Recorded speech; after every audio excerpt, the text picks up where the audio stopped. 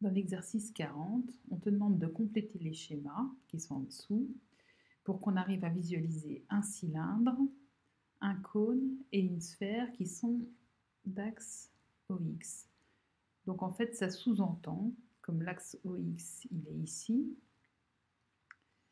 que tu vas faire tourner, hein, c'est comme si tu faisais la rotation de ce segment autour de l'axe OX, la rotation de ce segment autour de l'axe OX et la rotation de ce demi-cercle autour de l'axe OX.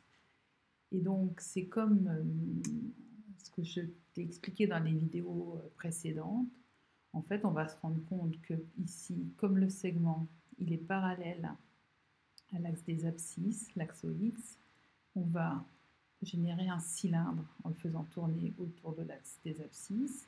Ici, ce segment, il a une de ses extrémités qui appartient à l'axe des abscisses et l'autre qui n'appartient pas à l'axe des abscisses. Donc là, ce segment-là va générer un cône.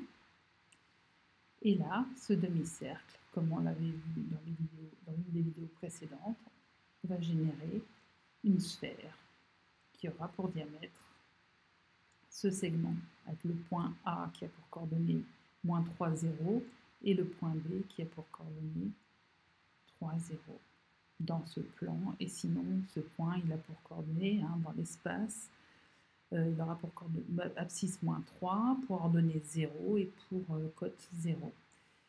Et donc voilà ce que tu obtiens. En fait, tu dois faire ça, on appelle, ça ressemble à un, enfin c'est pas un cercle, mais si tu veux, c'est comme ici, c'est un peu comme un méridien sur le globe terrestre.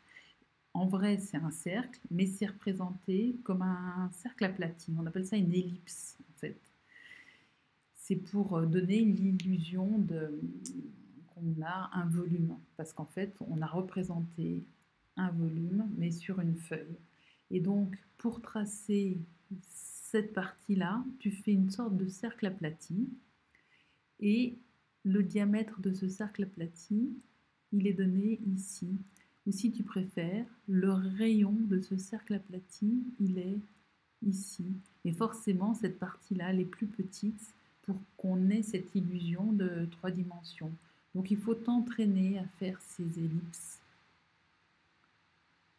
Avec ici, on appelle ça le grand axe de l'ellipse, et là, le petit axe de l'ellipse. Voilà, voilà ce que tu obtiens pour l'exercice 40.